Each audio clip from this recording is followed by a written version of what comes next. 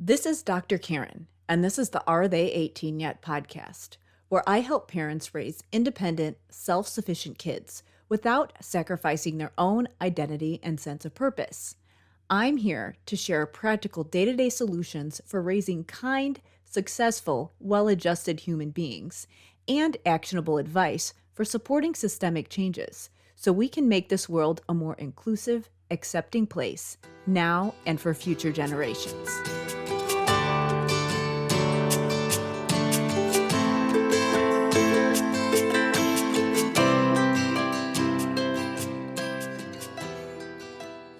Hey there, it's Dr. Karen, and welcome to episode 63 of the Are They 18 Yet podcast. In this episode, I wanted to share a special Q&A session that I did with the Language Therapy Advance members. The reason I'm sharing this is because these questions come up a lot, just informally, whether it be on social media, whether it be readers of my mailing list. And so I wanted to dive into the topic of dyslexia and working memory.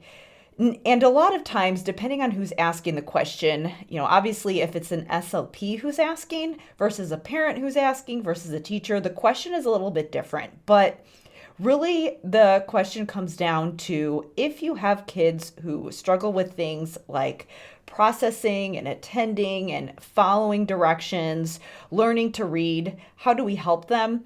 And so the question that was asked specifically was, what is the SLP's role in treating dyslexia? And then another question that came up in this specific Q&A is, should SLPs be writing goals for working memory? So obviously, this is going to be of interest to you if you are a speech pathologist, if you are supporting kids in the school system. Obviously, you probably have a lot of students who are struggling to read, or maybe they are having a hard time following along in their classroom and they're having some kind of language processing issue, and you're just trying to figure out, how do I support these kids? And if you are a teacher or a parent, it's relevant to you as well, because you're also probably, if you have a child who is working on any of those things, there's this element of, what do I do to help? And what can be kind of confusing for both the therapist and the other people who might be referring to the therapist is, number one, if my child presents with these symptoms, where do I go for help? And then let's say that they are seeing a therapist. It can be difficult to know what skills you should be working on, why your therapist is working on those specific skills, and what assessments they're doing. All of that can be really confusing. So I think it can be really helpful, regardless of what position you are in supporting the child, just to understand how this process works. Dyslexia is a really interesting one because when it comes to services in the school systems, that can be really confusing because there are differences with regards to what a therapist can diagnose in a school system versus what they can actually diagnose in a private practice or a medical setting. And a lot of times the credentials and the skills of the actual therapist from one setting to another might be very similar, but because of the setting they're in, they can't put a specific label on the child, even if they do the same or a very similar evaluation. And so I mentioned dyslexia specifically because it's different when it comes to a school setting versus a medical setting. And I think that can be really important to understand if you are a teacher or a parent, as well as an SLP. So we start off this Q&A session by talking about the speech pathologist's role in treating dyslexia and how that is different across settings. So if you have a child who gets services or is struggling with reading, this can be relevant to you. And then obviously, if you are some kind of a practitioner or an educator who wants to help kids, that can be relevant as well. And then the topic of working memory is really interesting because this is something that can impact how well a child is attending. And I use that word loosely because there are a lot of behaviors that we might see a child doing that we might perceive to be as attention difficulties. And it's always this this act of really trying to play detective and just really figure out what's going on there. And so with working memory, what we're talking about is someone's ability to process incoming information and then use it right away. And there are a lot of different thoughts on what we can actually address in therapy and what we can actually improve, and then also what's functional and what is a good use of time when it comes to therapy. And so I wanted to dive into that discussion as well, because when we're talking about dyslexia specifically, a lot of times working memory does come up. It also comes up for kids who might have ADHD, for example, because there's a question of, okay, should I write a goal on the student's IEP about working memory to improve their ability to follow directions? And that's kind of a controversial topic. The other diagnosis that comes up when we're talking about auditory memory and working memory is auditory processing disorder. I've had a lot of parents and teachers and speech pathologists ask me about that specific diagnosis. So that's something that's relevant to consider when we are talking about dyslexia as well as working memory. So in this episode, I answer those two questions of what is an SLP's role in treating dyslexia? How should they handle that? And then should they be writing goals for working memory on a language IEP? So if you are an SLP who is working with kids who fit that profile, or if you're a teacher who's supporting kids, or if you are a parent who has a child who just wants to make sense of all of this, it will be super helpful. Now, as I mentioned before, this Q&A session is taken directly from the members' Facebook group for Language Therapy Advanced Foundations. That is my online course for SLPs, where I show them a complete framework for language therapy that helps them to address processing issues that impact vocabulary, reading, spelling, and all of those language skills that we need in order to be successful in school and then eventually life after school. Language is such a huge area. It can be really difficult to know where to start. It was one of those areas where when I first started practicing, I felt like I was shooting from the hip. I felt like I was guessing, and I was spending a ton of time in therapy trying to figure out what to do next. And it was frustrating because despite of all this time I was spending planning and prepping outside of sessions, I really wasn't seeing my students make progress. And so that's why I went back and got my doctorate and made language my area of expertise. And as I was doing my research, I put together this framework that I outline in the program, and now I share it with other SLPs because it's essentially the program that I wish I would have had back when I started practicing. And it really addresses a lot of these questions that I get into in this Q&A. As I said in the members group, how that works is that there is a specific course where I show therapists specific strategies that they can do in therapy. And then I do Q&As like this one that go into some specific questions that have come up. So if you are an SLP and you have been feeling lost when it comes to language therapy, or if you just want a better system so that you know exactly how you should be spending your therapy time so that you can help your students make consistent progress so that they can actually start to look forward to school and start to make some of those breakthroughs where, maybe they start to feel confident and they feel like they can actually be successful, and you can feel successful as a therapist, then definitely check out the Language Therapy Advanced Foundations enrollment page to learn more about what's included in the program.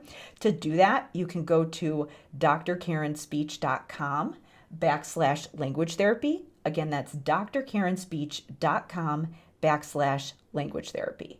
Just a heads up as we get into this Q&A, these are pretty informal, so my audio is going to sound a little bit different. You can kind of hear me shuffling things around on my desk just because usually I've got a bunch of questions from members in front of me, and so I'm making sure that I get to them all. So my audio is going to be a little bit different than the normal podcast audio. But again, I think that you will find the information very valuable. So with all that said, here is the Q&A on dyslexia and working memory.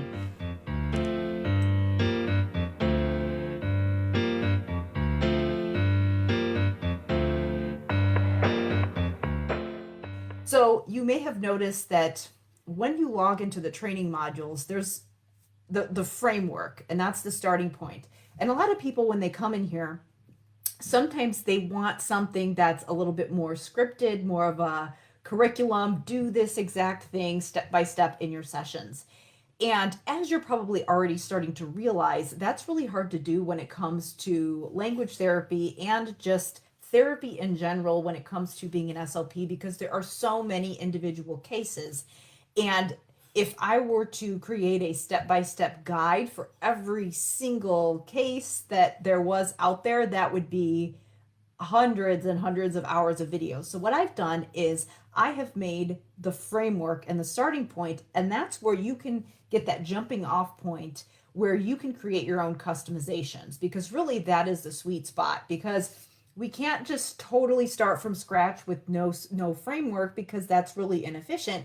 But at the same time, we've got to make it customized to your students' individual needs, because that's the whole point of therapy, is that they're in there working with you so that they can get something that's above and beyond the standard curriculum. And so if it were a cookie cutter thing, it wouldn't fit their needs and it wouldn't actually be helpful to them. So there was a question, and this is something that comes up a ton. So I'm glad that someone brought it up in here. And I have talked about it before, but I think it's really important to reiterate it, because there's always new research coming out, and there is always just, there's so many different opinions out there. So the question is what is the SLP's role in treating dyslexia? And how do I know what I should be doing? What am I qualified to do, especially when I'm in a school, private practice? What does the teacher do? What does the special ed teacher do? What about psychologists and all these other specialists? So obviously, a very complex question, but I wanted to point out a couple different things that you want to consider when it comes to dyslexia. So number one, obviously a great place to start. And there was someone posted this link in the question thread. But basically, there is a position statement. ASHA has a position statement about the speech pathologist's role in dyslexia and reading and spelling disabilities. So that's a good place to start. But what we want to realize is that, number one, there are a lot of different theories about what dyslexia is or isn't. There are some people that they say dyslexia is really dystechia. That just means that they didn't get proper interventions and it doesn't really exist.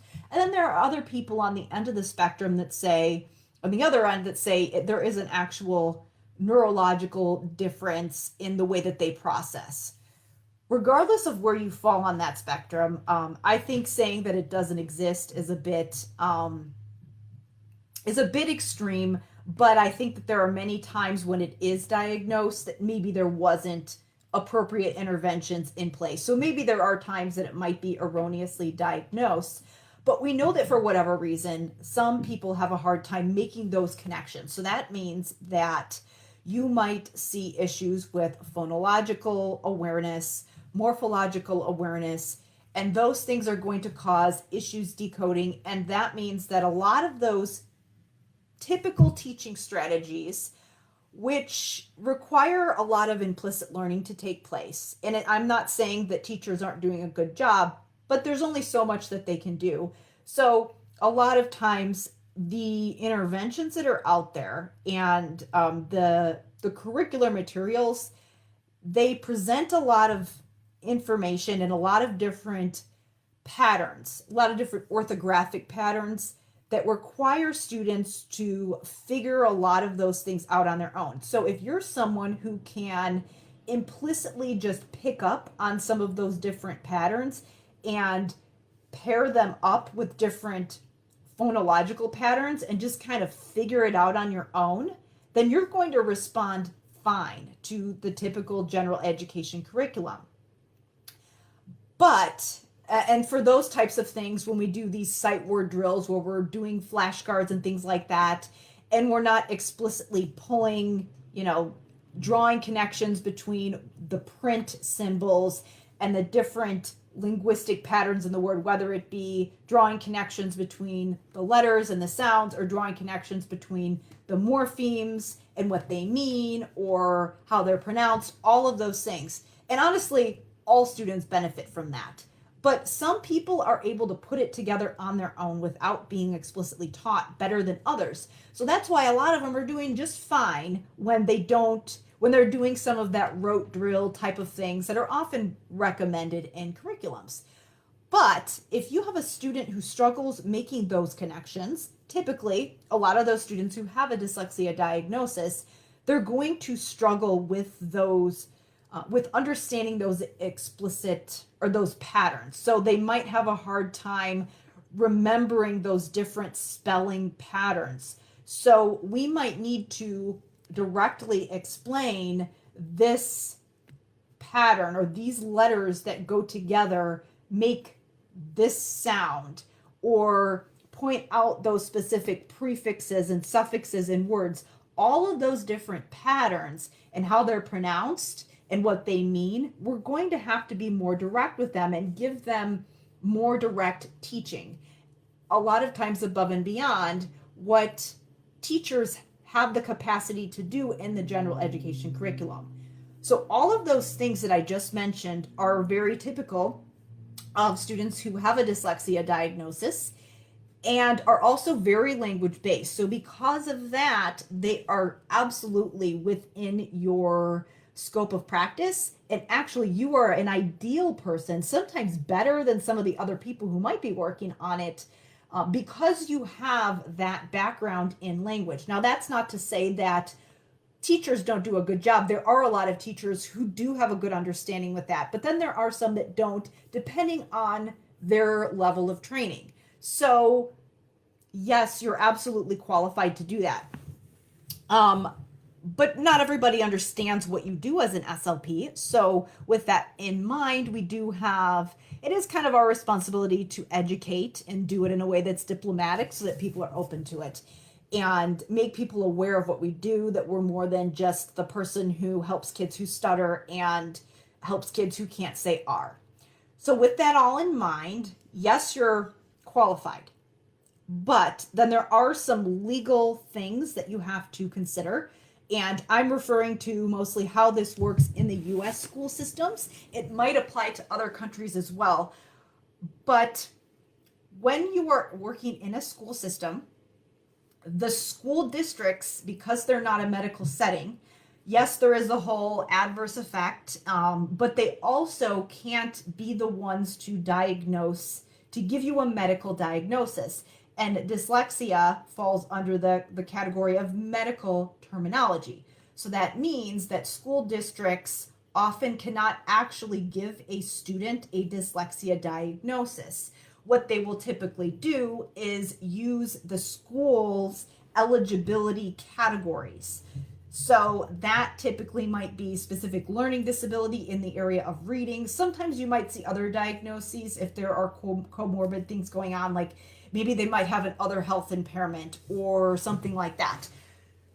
So they might not even have an SLD eligibility classification, but it's a little bit more broad, more general. And a lot of times the battery of assessments that a school psychologist, a special ed teacher, a speech pathologist might give might be overlapping, might be the same battery and same quality of assessment that they might get in a medical setting. So an outpatient clinic that's a dyslexia, just some kind of dyslexia specialist center or something like that, some kind of an outpatient clinic, or a medical setting.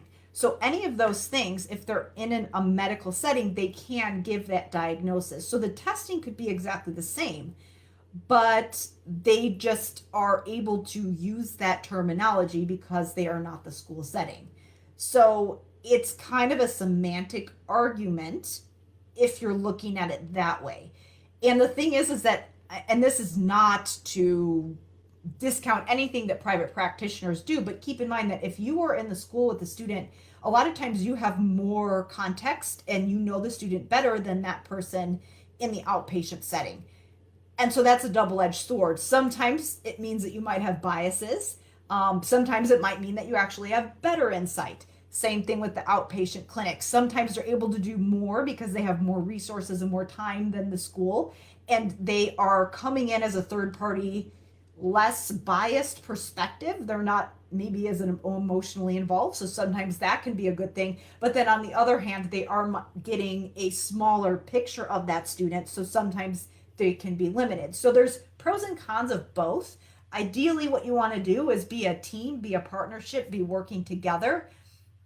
But that's really the difference there, and that's why there's a little bit of confusion there, because and I think this is really important to educate the staff, because I've worked with teachers who don't understand this. They're like, well, this person is a doctor because they work in a medical setting. And I'm like, no, they're not a doctor. They have a clinical doctorate in, whatever. Maybe they're a PsyD, maybe they're sometimes even audiologist when they, and this is a separate diagnosis, but similar issue when they might get a central auditory processing diagnosis from an audiologist, because the terminology doctor is in front of it. They are automatically, sometimes parents automatically think this is better than what they got at the school, even if it might be very comparable. Or just the fact that it's in a medical setting. The parent went outside, maybe paid money, or had to pay something, even if they billed it to their insurance. Sometimes just the perception of this is better because this came from the school, which I didn't pay for, even if maybe they did with their taxpayer dollars, than this other setting. So there's a different perception there. It's really important to educate people on the difference in that, because sometimes it just causes a little confusion, and people might think, oh, this is more accurate over here because it came from this person versus this person over here. And that's not always the case. And sometimes you can only do so much about people's perceptions, but it's just something to be aware of for you to know that you're qualified to do that. Even if you can't legally be the one to put that diagnosis there, you're certainly qualified to assist with those areas. What I typically recommend is that when you're in the school systems working on this, now obviously if you're in a private practice, you might have a little more leeway. You might be able to cover more ground if you have a one-on-one session for an hour with a student. Obviously you might be able to do more in that time frame. In the school system, a lot of times it might not be that you're not qualified to deliver a certain intervention, but it might be that you just don't have the bandwidth to do it. So you have to prioritize. And the goal is that you want to have an awareness of what that student needs.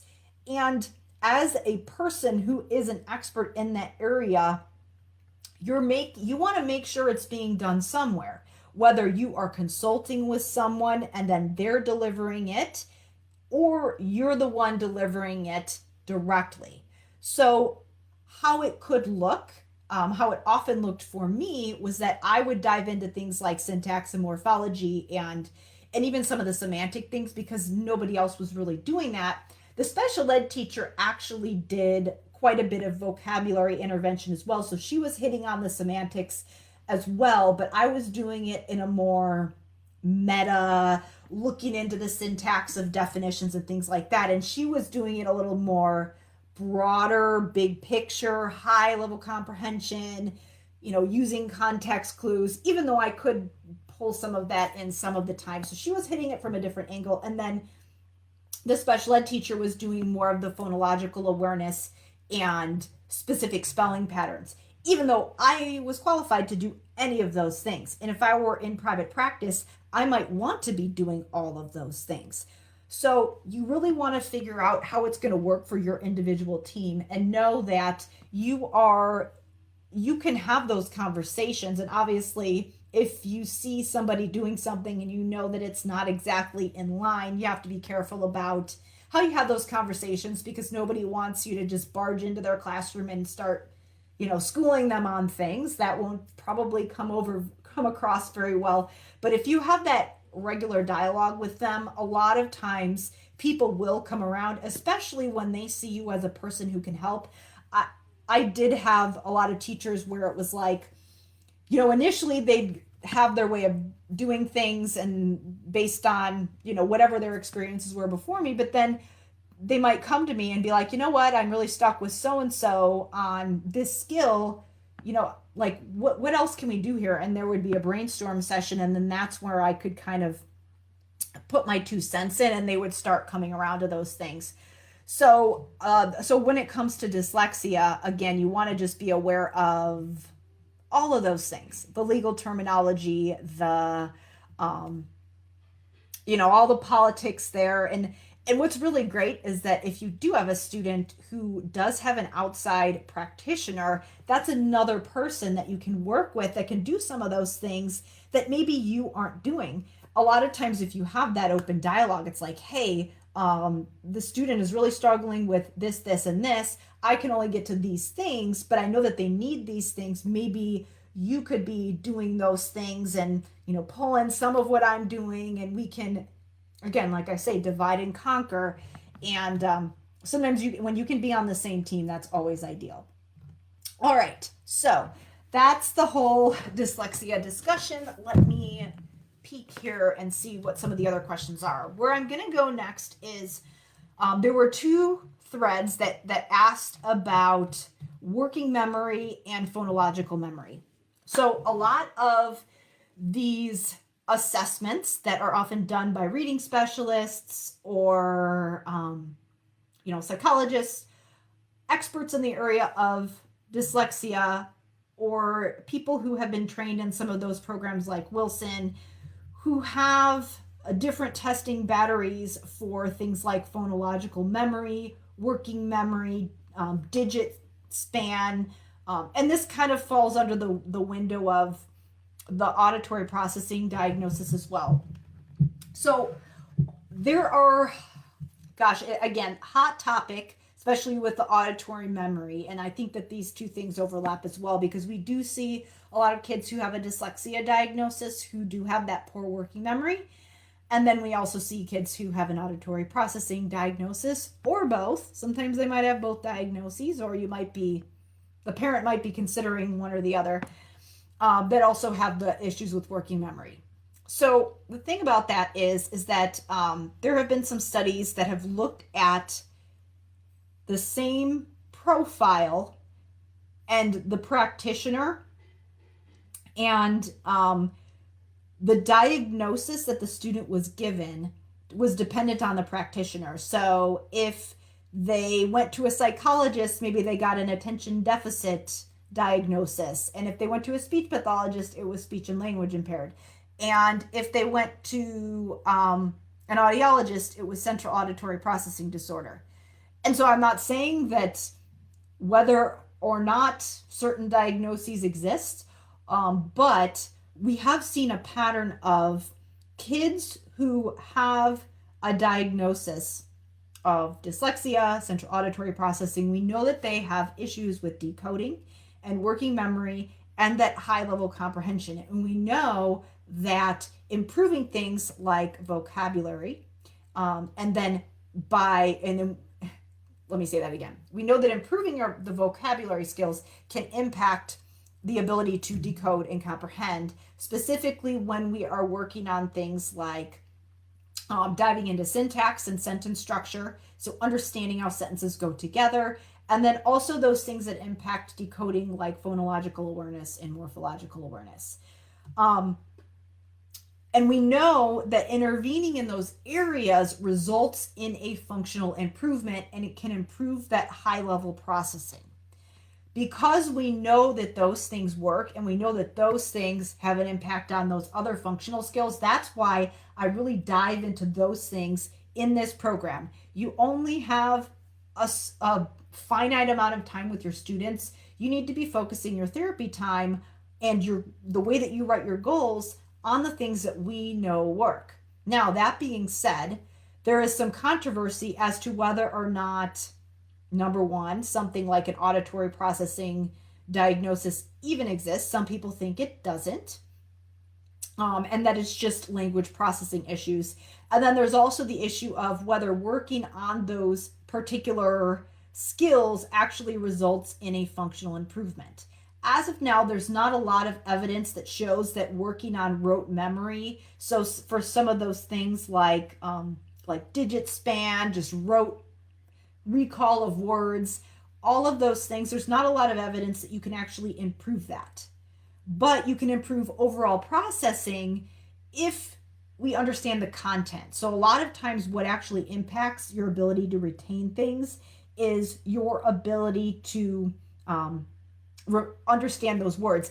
If you just tell somebody random words or numbers that don't have any meaning for how they fit together, it's going to be harder to remember than if you have an entire sentence with a message behind it. So if those things that you're saying to someone have meaning, that they are going to have an easier time processing. And that's really what we want when we want to improve those working memory skills. And we can teach compensatory strategies for other things where it's like, you tell someone a phone number and they don't remember it. Well, they can write it down. You can teach compensatory strategies and other cognitive strategies to improve some of those other functional working memory tasks.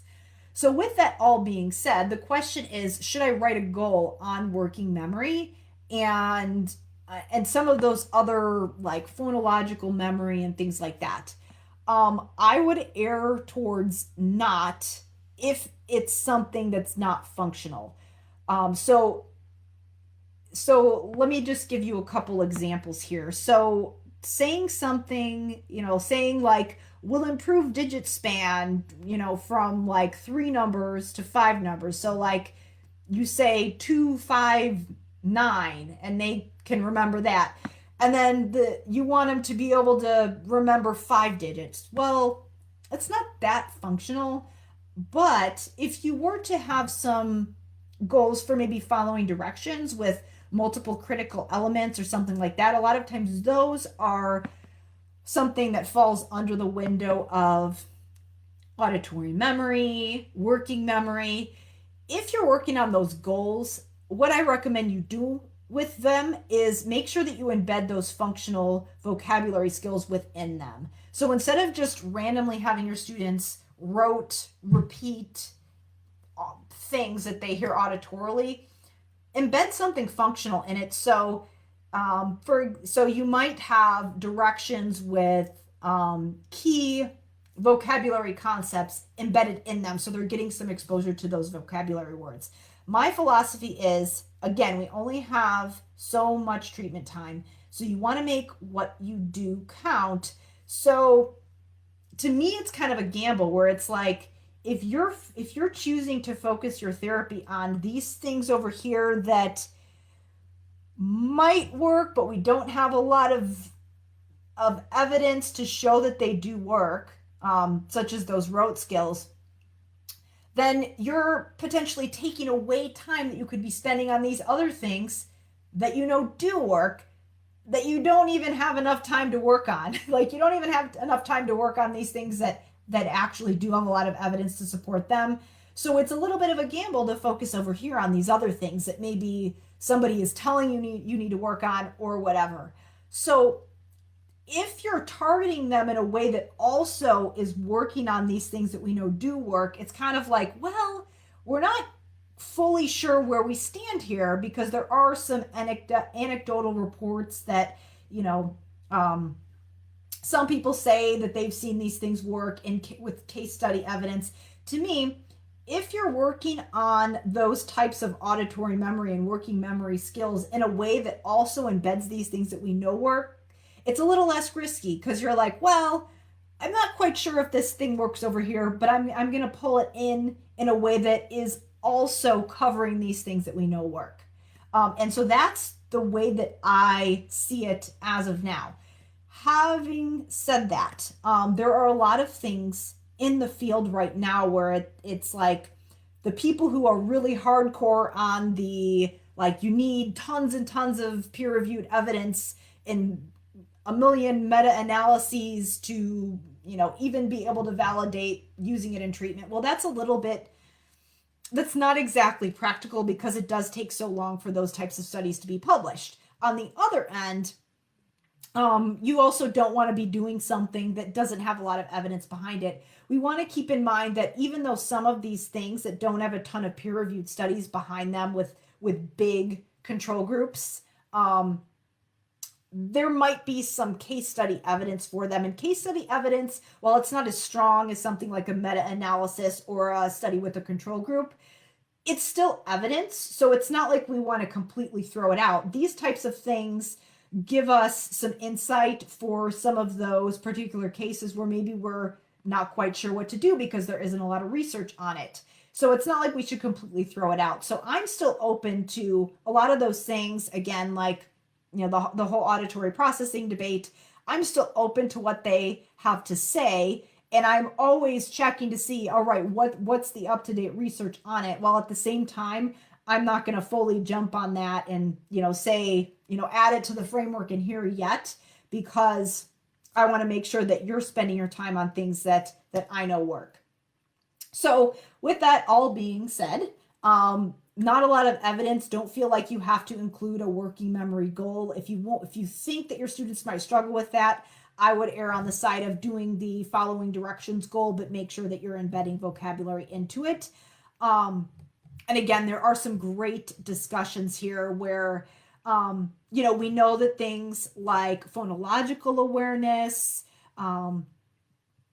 are an ability to tie the letter sound correspondence with those phonological representations. We know that those things can have an impact on spelling. There's a discussion in here about phonological awareness and phonological memory and do I need a goal? So I'd encourage you to check out those posts, but this is where that's how you can kind of navigate that at the moment.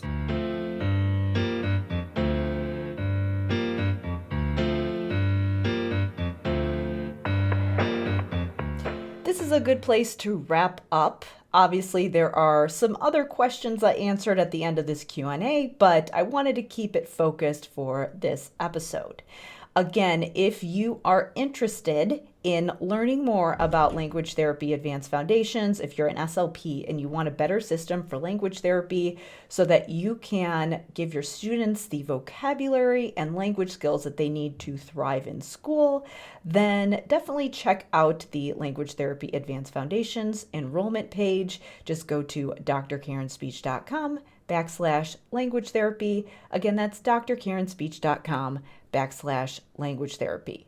So for now, we will wrap up. If you found this episode helpful, feel free to share it with your friends and colleagues, or leave us a review on Apple or Spotify or wherever you listen to your podcasts. So now we'll wrap up, and I will see you in the next episode. Thank you so much for listening.